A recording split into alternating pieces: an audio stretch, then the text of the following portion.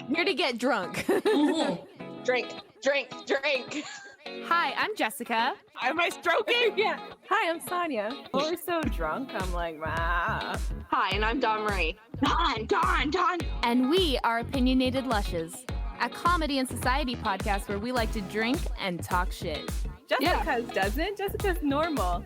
We start our episodes off with a question and a drink word. We usually never stay on topic or wait for the drink word to start drinking. She's freaking out because I'm talking. There's a new episode of Opinionated Lushes every Friday on all streaming platforms. An unedited episode Saturday on YouTube. I finished my drink during pre-drinks, and now my tummy hurts. If you want to grab a drink with us, Any kind of drink, and get ready to laugh. Make sure to follow.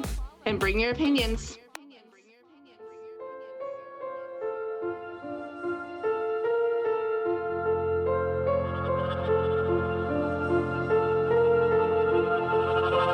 I shall not hide from my fate, for I have died long ago inside this place.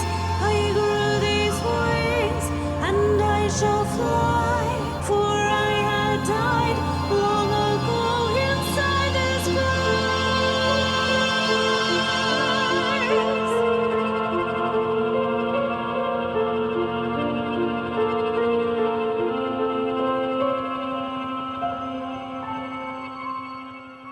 Welcome to the Morbid Forest.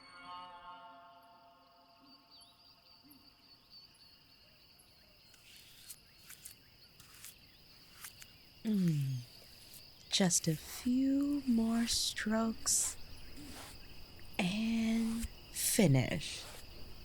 What do you think, traveler? Why, thank you. With a scene like this, who wouldn't be inspired? Oh no, I never considered myself an artist. More a doodler and tinker.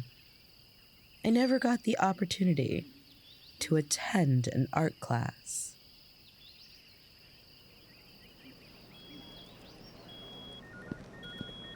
Monday, 9 a.m.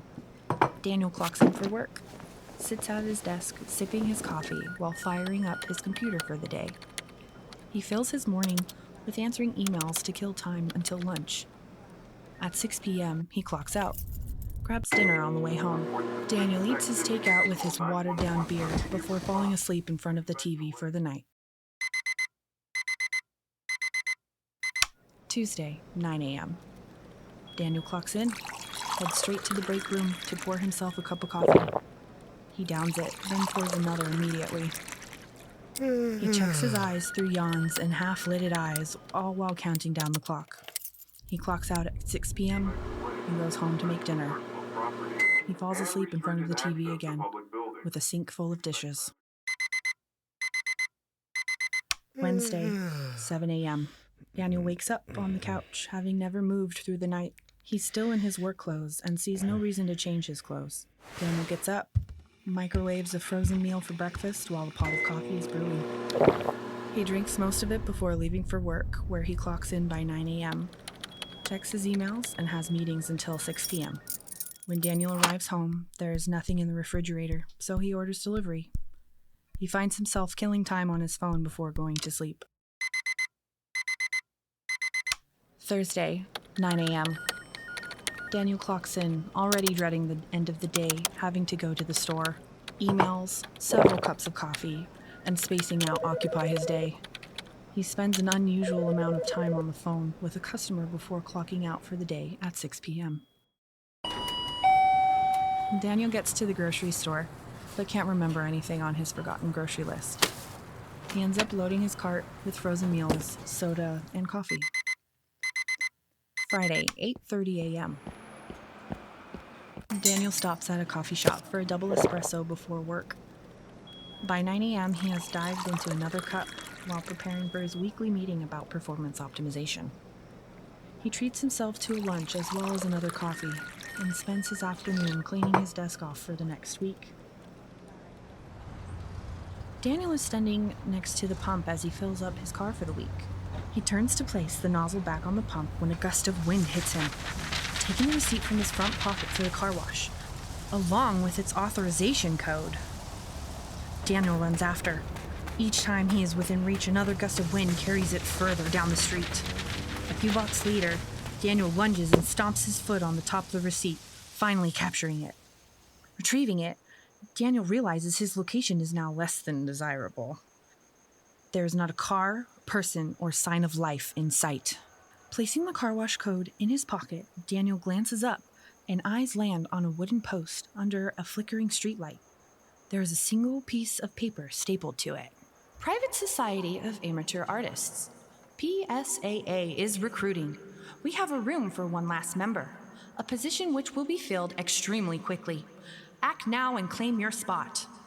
Our society was founded for persons like us, those who are exhausted by the routine, burnt out, tired of living a robotic and soulless life. We will help you rediscover passion and excitement. Express yourself through art. Find your preferred medium and set yourself free. We meet every Friday at 8 p.m. sharp. 1763 East 6th Street. Bring this paper with you. Art supplies will be provided. Daniel rips the advertisement from the pole and scans it once more up close. What a load of horse shit. Crumpling the paper and tossing it against one of the dark buildings, Daniel begins to walk back to his car to wash it, and then... what? Spend another Friday evening alone? With frozen meals, beer, and watching old movies? What's the worst that could happen by attending an art class? Tired of the routine? Yes. Practically a slave to it. Burnt out? Absolutely. Daniel rushes back to grab the paper ball and stuffs it into his pocket. Yes, he is in a hurry, but now it is so he might make it to the art class by 8 sharp. 7:55 p.m. Daniel arrives and walks up to the front door of what appears to be an abandoned industrial building. 5 others wait in line next to the still shut front door. Are you all here for the art group? They all turn to look at him. Yes, we are. Replies the man immediately in front of him. My name's Paul. The man says with a jovial smile. Nice to meet you, Paul. I'm Daniel. Hi, Daniel. I'm Alma. Alma is short and petite with a hint of an accent. This is Teresa, Elliot, and Brittany in front of me. Teresa and Elliot greet Daniel, although Brittany nervously only looks back and forth between him and the door, carefully dodging eye contact. Nice to meet you all. I'm excited to get started. Daniel comments. Are you an artist, Daniel? You don't look like the type. Elliot chimes in. Daniel peers down at his office attire. Well, no. I came here directly from work and didn't really have time to change my clothes, but I used to take art classes back in high school in my short college career. Well, I'm an artist. Alma asserts herself. My work has been featured in a few local shows. I do sculptures, paintings, drawings, you name it, and I can make something of it. What about you, Teresa? Paul asks. Nope, not an artist. She replies, still smiling. But I do compete in amateur marathons. I'm just looking for something to do in my spare time. A real overachiever, I see. Alma jeers. Paul, Elliot, and Alma laugh. The front door finally opens, cutting the tension. A wiry, strange-looking man stands in the doorway, ushering them inside. Please, come in, come in! The time is exactly 8 o'clock sharp, and Brittany leads the way through the door, followed by Teresa, Elliot, Alma, Paul, and Daniel last. As he walks through the door, Daniel slows down to inspect their peculiar host, who has a long and pointed nose, large ears, and glasses on his face. Good evening, sir! Please find your seat. We here at the Art Society do not like to be late, the host declares. Daniel walks through the seating area, where he finds the last open chair between Paul and Brittany, relieved that Alma is seated at the table across the room with Elliot and Teresa. That's strange. My paper said there was only one position still open. Daniel whispers to Brittany and Paul. Huh, mine too. Paul replies. Brittany nods. And why are there 6 of us here, and how do they have exactly enough seats for all of us? Oh, relax, pal. Let's have some fun. Paul pats Daniel on the back and scoots his chair in. Daniel turns to look at Brittany, who only stares at him with nervously darting eyes in return. Hail, fellow artists! The host greets. Hey, headmaster. The entire hall shouts in synchronicity, pounding their fists on the tables in a rhythmic fervor. To our guests this evening, my name is Gareth, and I am the headmaster at a private society of amateur artists. Hey, headmaster. The crowd erupts again. Don't mind them. They are incredibly enthusiastic about art. Garth chuckles. We hope that in a short time, you will become artistic zealots much in the same way they are. We have an exciting night planned for you. A contest of sorts. A contest to see who deserves the final spot in the society? Alma butts in. Teresa shoots her a dirty look, gritting her teeth in competition. Yes, something along those lines. Garth smirks. As I'm sure you've already gathered, we are an incredibly diverse and passionate group doing magnificent things for the universe through our art, which you are about to witness in action. Although before we go any further, I will need a volunteer to kick things off. Alma nearly knocks the table over to jump up and offer herself first. Teresa shoots much higher, only wanting to beat Alma. You are positively perfect! Garth points to Teresa and waves her over. Isn't she perfect, my little virtuosos? The synchronous pounding begins again in triplets before Garth quiets them down. Teresa is absolutely beaming as Alma sits down and sulks in her chair next to Elliot. Thank you for picking me first. I'm so excited. Teresa gushes. Excellent news! That's what we love to hear. What would your name be, lovely? Garth takes her by the hand and leads her towards two women, standing still behind him like soldiers. I'm Teresa, she exclaims, smiling devilishly toward Alma. Although I'm a little embarrassed to admit, I am not the most artistic person here, but I learn quickly. Ah, Teresa. What a nice name. Well, don't you worry, Teresa. We here at the PSAA don't actually train artists. We believe everyone contains art inside them, and we have a unique ability to force it out, if you will. Pull the potential out of them. Isn't that right, my virtuoso? Now, please follow Elaine and Elaine in the back room so they may prepare you for our first art exhibit of the evening. Come, come. Garth grabs Teresa behind the arm and leads her to his assistants, the Elaines, who take her out of the room. As we wait for Teresa to return, I would like to place name tags in front of the rest of you newcomers. That way I don't have to constantly ask your names. We have much to do and only a short time to do it. Although time is just a construct that doesn't matter. You, little firecracker, what is your name? Garth stands on a table, delivering his grand declaration. My name is Alma, and you will find I am easily the most talented of this entire group you've invited tonight. Alma stands and pokes herself in the chest, truly a match for Garth's sense of grandeur. So much spunk! You are prime material for PSAA, Alma. But first, we must see your artwork in action before anything can be decided. Garth asserts, writing her name on a piece of paper, which he walks over and places in front of her. Who is your friend next to you? Me? Elliot points at himself. I'm Elliot. Well, Elliot, is there anything we should know about you? It's going to be difficult to follow Alma's introduction. Dry chuckles roll through the room. No, I don't think so. I mean, I drew these, amateur comics as a teenager, but that's about it. Elliot stammers. What a coincidence! We are amateur artists! Garth laughs to himself, placing the Elliot paper on the table. Of course, Teresa's in the back, yet I don't believe we'll need any help remembering such a beautiful name. Alma grimaces. Garth saunters across the room to the other table, where Paul, Daniel, and Brittany sit. The veteran artists remain positively still, following Garth around the room with nothing but their eyes. Hey, pal. I'm Paul. Paul sticks his hand in greeting. How charming! Garth recoils from Paul's hand in disgust. Nice to meet you, Paul. You certainly are a big guy, aren't you? All-American football team in high school. Paul beats his chest proudly, looking back and forth to Daniel and Garth for approval. What do you say, virtuosos? Is Paul the perfect subject for our second art project tonight? The group begins to chant, Paul! Paul! Paul! Paul! growing increasingly energetic, pounding their fists harder and harder. One could easily be fooled into thinking these people are waiting for a large meal rather than attending an art club meeting.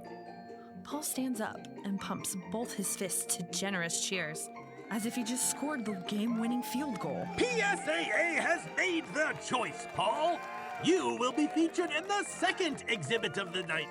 Such a prestigious position to be very proud of. Garth begins to clap, and the crowd follows in a thunderous fashion. Please, go through the same door after Teresa, and they will take care of you back there. Paul exits, drawing applause from a restless audience. You! What is your name, and why are you here? Garth has finally reached Daniel, who isn't entirely sure how to answer. My name is Daniel, and I came here for some excitement. Work has been draining me lately, so I was hoping to, find a hobby to help get me through. Daniel replies honestly. Very nice, Daniel. That is a good reason to come. And what of your artistic background? Garth leans close to Daniel, making him even more uncomfortable. Yeah. I mean, yes, I took a few art classes back at school. That was quite some time ago, though. Not to worry, Daniel. You businessmen are always so serious. Garth jeers as the room laughs, placing his name placard in front of him. Daniel blushes and sits back in his chair. Garth prepares one final piece of paper, stepping sideways from where Daniel is seated to the end of the table. Last but certainly not least, your name is? Garth gestures towards the girl. Brittany. She replies without moving. Brittany. Yet another great name for an artist. But tell me, have you any art experience? She nods weakly, but avoids looking up at Garth's face. The door in the back of the room opens, and Teresa steps through, dressed in a nearly skin-colored two-piece bikini and clearly proud of herself. Marvelous! You could not be more perfect if you were sculpted by the gods themselves. Truly mesmerizing, isn't she, my virtuosos? Truly mesmerizing. They now whisper in unison, refraining from beating the table and sounding much more eerie. Teresa is glowing in the moment, lapping up the attention, while Alma is glaring at her. She is almost statuesque, don't you think? A chiseled physique such as this one should certainly be revered and used to inspire wonderful paintings. Garth declares with his hands raised in the air. Cheers fill the room. Well, that's why I'm here. Teresa snickers. But I thought I would be doing some painting myself. Yes, in due time. But for now, we need you to be our subject. Never fear, you will all get your turn. Elaine walks out from the back of the room and begins to bend and twist poor Teresa's body into a painful position to hold. You want me to hold it like this until they're done? She's standing awkwardly, lunging forward and turning slightly at the hips with her arms raised and flexed. You are doing a splendid job, my dear. Have at it, painters! Garth shouts. The sound of the furious brushstrokes fill the room as Teresa begins to sweat. Alma and Elliot are lost in their work. Paul is still missing, and Brittany is moving silently across her paper. Daniel is struggling mightily to keep up with the quick pace of the others. Amidst the chaos, Garth walks up to Teresa, who is beginning to wilt. Teresa, my dear, some of the painters have been lodging complaints about your lack of stillness. Please, try to do better, as this painting is incredibly important to highlight a strong woman like yourself. Thank you, but maybe I could just take a short break. Teresa suggests, her perfect form degrading by the second. There are no breaks in art. It takes courage and suffering to do it right. Go on, straighten up. This won't take much more time. Garth reassures her. He begins to walk around the room and inspects everyone's painting. occasionally uttering words such as abysmal or magnificent. Thankfully, he skipped Daniel's table altogether. Teresa! Now you are simply being rude. Please, fix your form properly, for the sake of my painters. Garth loses his cool briefly before taking a deep breath. I'm sorry. I'm doing the best I can. This is very tough to hold. Teresa frets, quivering in position. Garth steps over to straighten her out again, then pats her on the back and continues to inspect paintings. With his back to Teresa, rumblings of dissent begin to travel through the room. Their model cannot hold her form, and their art is lacking because of it. Turning his head slowly to see what the fuss is all about, Garth's lower lip quivers ever so slightly. He moves quickly and silently to one of the Elaines, grabs a medieval-style battle axe from her, and takes a mighty swing clean through Teresa's neck from behind. Her head drops to the ground and rolls while the body remains still at last. A showering of blood shoots from the neck and covers the immediate area in crimson elixir. There you have it, my virtuosos. She will stand still finally. Replenish your paint supply and hurry to finish your first painting, as we must be moving on shortly. Uproarious cheers accompany the scurrying of human rats swarming the area, slopping Teresa's blood onto their palates with rabid fervor. Alma sits pale as a ghost, covering her mouth with both hands, while Elliot quivers in his chair next to her. Daniel is still staring down at his artwork, unable to create the proper shade he has in mind, now accustomed to the loud noises of celebrations and table pounding. Garth steps forward and grabs Teresa's head from the floor, propping it back on top of her neck and adjusting the body's position so it will stay on. Elaine, the staple gun won't be necessary this time. It's staying on just fine. Elaine retreats back to the shadows, holding the staple gun behind her. Daniel finally mixes a decent hue and looks up at the model to continue painting before time runs out. Hey, what's happening over there? He asks Brittany next to him, who has her canvas turned so Daniel can't see it. Nothing new. Humans acting predictably. She drones without looking up from her painting. Daniel has no clue what that means, so he continues working. The red paint covering Teresa's body must be part of the exhibit, he thinks. Time is up. Brushes down. Time for the next.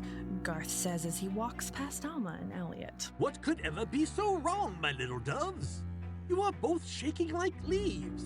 Don't tell me you're having a change of heart. Nothing is wrong. Alma lies.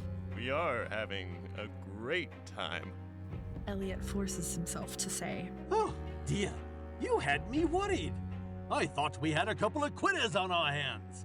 And nobody here will tolerate quitters. Garth strokes both of their hands before skipping off. The first Elaine finishes removing Teresa from the room, as the second Elaine wheels Paul out through the same door, now tied to a wheelchair. He is wearing nothing but underwear and struggling to hold his smile. I guess I'll try to be a good sport and all, but this is a little weird, even for me. Paul reassures himself. We are glad you are a good sport, Paul. After all, you are an integral part of our evening. I certainly hope you enjoy this next segment because it's a personal favorite of mine. Scratch Art! Applause fills the room as Paul makes the same face Teresa made when she realized she would not be able to complete the task asked of her. Good. My painting was crap anyway. Maybe this will be a bit easier. Daniel whispers to Brittany. Each of you will find a scalpel in front of you, which will be your tool for this art piece. Garth walks over to Paul and holds his scalpel in the air. You will hold it like so and make very fine markings at first. Then fill in later, much like beginning a drawing with a light sketch. Watch me. He makes a few fine incisions into the skin over the soundtrack of Paul's streaks. Please! No more! No more! I'll do anything! Oh, hush, Paul. Elaine, will you bring me my reciprocating saw? I can't work over Paul's willing like that. We'll just cut sheets of paper off you and pass them around instead. Garth offers matter-of-factly. Don't! I'll try to be quiet. Please don't grab the saw. Paul bags. That's the spirit. Now, let's begin with you other 4 newcomers for this one. I know, Alma. I'm sure you would love to go first. Alma trudges towards Paul's wheelchair, appearing quite unwell and pale in the face. Garth hands over a scalpel and urges her emphatically to begin. What do you want me to draw? Alma asks through clenched teeth. We are not yet drawing, my dear. This is scratch art. And please, you are the artist. Bless us with your genius. Alma begins to scratch into Paul's side, whose long fading smile is replaced by horrific screams. Shaking violently, she makes jagged and terribly uneven lines in his skin, stopping frequently to cover her mouth for fear of gagging. Daniel sits and watches solemnly, entirely convinced this is a work of performance art. He was the last to arrive. The other 5 must have been planted to test him and see if he would play along. The flyer did, in fact, say there was a single spot left. Alma, I expected much better from you. This is pedestrian at best. Please, have a seat and be out of my sight. Go on, be gone with you. Elliot, you're up. Elliot stands slowly with a single tear rolling down his cheek. He takes a deep breath and exhales loudly, then makes a dash for the front door. Elaine steps from behind a rack of supplies, swinging a baseball bat upward into Elliot's chin. An echoing, nightmarish sound similar to that of a watermelon rings through the space. Alma screams, beginning to sob uncontrollably as Elaine drags his twitching body through the back door. The other Elaine silently moves behind Alma, then covers her mouth with a rag, rendering her unconscious. This was a ridiculous failure, and I am no longer in the mood for scratch art. Elaine, please sit Alma down and bring me my axe. Garth bids as Paul starts to panic. Take it easy, Paul. We aren't going to put a perfectly good body to waste. Paul relaxes slightly, but stares skeptically as Elaine walks the battle axe over and hands it to Garth, who raises it high above his head, then brings it down on Paul's right wrist first, then his left. With no hands, Paul is able to pull his arms through the restraints, and he instinctively attempts to lose the belt holding his waist, although the nubs are unable to work the buckle. Garth moves with frightening speed to dismember the subject's remaining limbs, until only a torso sits in the wheelchair. Elaine, please move Paul's limbs to the drip station so we may move forward. We are accomplishing so little, yet taking so long in the process. The drip station, so named because it is where body parts are taken to drip until dry, is the shelving unit by the front door where Elaine delivered Elliot an untimely blow. A tarp sits beneath it on the floor where the dripping liquid accumulates. Everyone, thank Paul for providing us with a brand new mannequin set. Garth orders. Thanks, Paul. The droning voices echo. Because of his generous donation, next week we will be able to pass those pots around and practice drawing them. I know how much some of you struggle with drawing hands. Garth chortles, followed by his minions. Daniel sits back in his chair, digesting the entire spectacle laid out before him. And he is forced to stifle a laugh. How absurd! What sort of comedy show is this? Tonight is everything he could have ever asked for to escape the mundane and life-sucking routine of his corporate job. Theatrics, pranks, and fake violence to boot? Thinking of Paul attempting to remove his belt with no hands finally sends Daniel over the edge, and he lets out a giggle. Just a small one at first. But then he catches a case of it and can't help himself from belly laughing. What's this? Daniel, is it? You have been awfully quiet thus far. What could possibly tickle your fancy so suddenly, my dear boy? Garth smiles in response to Daniel's infectious laughter. I'm sorry, I really don't mean to interrupt. Daniel says, bursting into a tear-jerking fit in the middle of a sentence. Brittany turns her head to stare at him in disbelief. I'm sure we could all use a laugh. Please, share with us. Garth begins to giggle slightly, clearly uncomfortable with his own sudden lack of control. He tried to unbuckle himself. with his nubs! Daniel puts his head down, howling and crying until he can no longer breathe. Garth lets out a reluctant cackle, then breaks down into laughter himself, until both men are wiping away tears and lost in the throes of cachinnation. The artists around them giggle awkwardly. He did try, didn't he? Garth chuckles. Daniel, are you having a good time? This is great! Exactly what I needed! Such an amazing experience! Do you hear that? He's having a great time, everyone! Garth shouts to a round of rapturous applause. You will absolutely love what comes next, Daniel! Great! I'm ready for it. Everyone else probably had so much fun playing their parts. Daniel walks over to take center stage. Indeed. Elaine, bring Alma to us. The other Elaine lays out a massive, fresh white tarp and places cinder blocks around the edges to hold it flat, while Elaine removes her shoes so not to stain it, then lifts Alma and places her dead center in a starfish position. How are you at painting, Daniel? Garth asks stoically, quite contrasted from the maniacal fit of mad laughter a few moments ago. I was doing okay, I guess, until Teresa lost her head. Daniel stifles an outburst to match the current mood of the room. Yes, Teresa refused to cooperate, we remember. This is rather different though, Daniel. This will be an expressionist painting and come to life in real time. Are you ready to begin? Garth grabs a large sledgehammer from Elaine and offers it to Daniel. Awesome! I can't wait to see how you guys do this one. Daniel exclaims, raising the sledgehammer high and bringing it down on Alma's hand, which pops like a tomato. She suddenly regains consciousness from the shock and lifts her hand to her face with a throat-splitting shriek. A white handprint remains by her side, red spatter surrounding it. This is so cool! What an amazing illusion! Daniel lifts the hammer again. This time, so far, it is resting down his back and swings it all the way around with a smash when the screaming suddenly stops. This is great, Daniel! Keep it going! Garth encourages. The artists in the room sit still and watch, yet one busy painter catches his eye. Daniel continues the endeavor, smashing Alma's other hand and moving up her arms as Garth walks over to Brittany. What's this? He asks, sneaking up behind and catching her by surprise.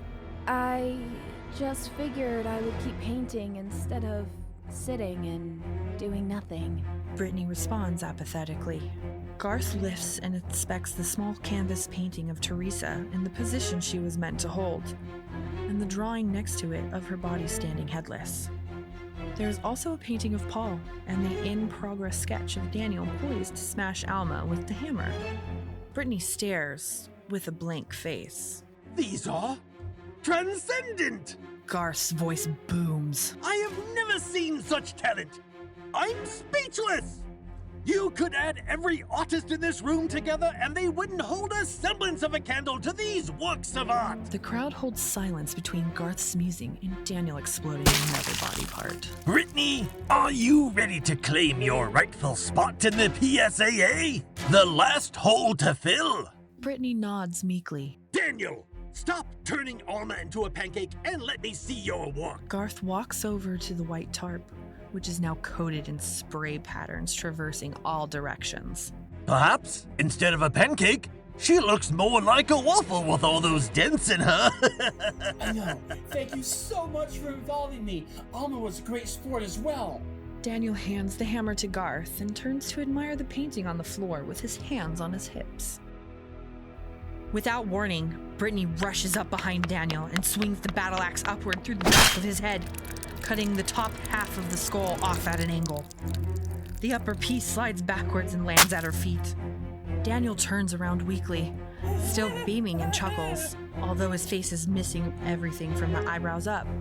He falls to his knees as Brittany reloads and hacks across horizontally at the ears, removing his eyes and nose like a bloody pound cake, then taking off a thin slice to remove only the mouth. The crowd is absolutely captivated, glued to Brittany as she raises the axe high and attempts to cut Daniel down the middle through the neck. yet only makes it to his chest, and finally causes the body to fall flat on the ground. Brittany finds the mouth slice and peels it off the ground by the lips, carefully setting it aside for safekeeping.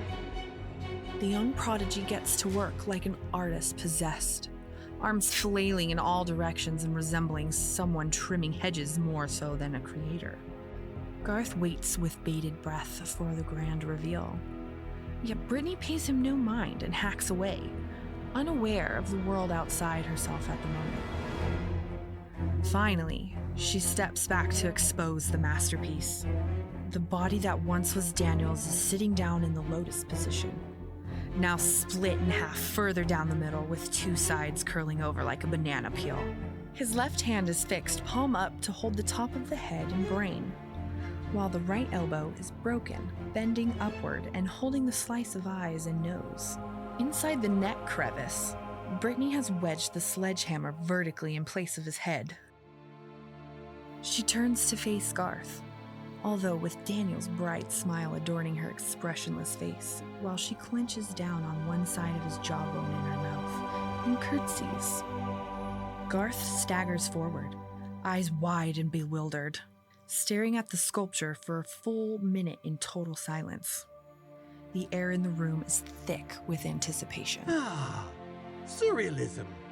How did you know that was my absolute favorite? Brilliant! He begins to clap with such ferocity. The motion drops him to his knees while a tear runs down each cheek.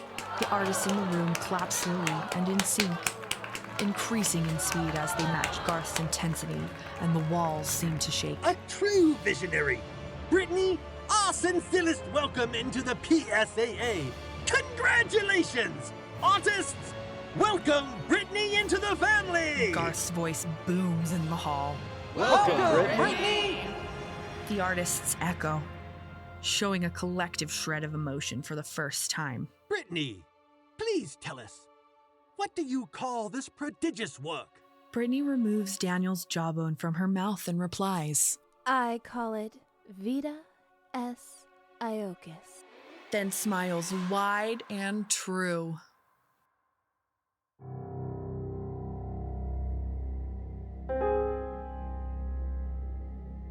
This has been a Morbid Forest production, and on this week's episode you've heard Art Class, written by Andrew Adams, with narration by Jordan Hollingsworth, Shawn Moreau, Matthew Trevino, Devyn Boer, Ron Hyatt, Naomi Richards, Shawn Conkling Methot, Pelle Frid, Landon Whisnant, Bill Symons, and Jessica Hart.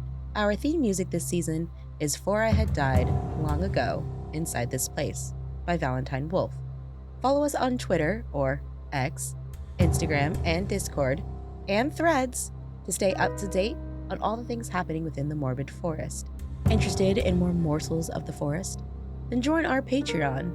As a faithful traveler, you'll receive exclusive access to our early episode releases, a bonus series, and deals on merch for only $3 a month. Head over to patreon.com/themorbidforest. We're getting quite close to our season finale, travelers, and with that, we're already looking ahead to the next season. So, are you interested in hearing your story or your voice on the show? Then go ahead and drop a submission or inquiry at themorbidforest@gmail.com. Our submissions for both voice actors and writers are now open. We can't wait to hear and read what you've got for us. Loving the season so far? Leave us a 5-star rating on your favorite podcast platform and help us track down more lonesome travelers out there, just like you. And with that, we'll see you next time, travelers, on The Morbid Forest.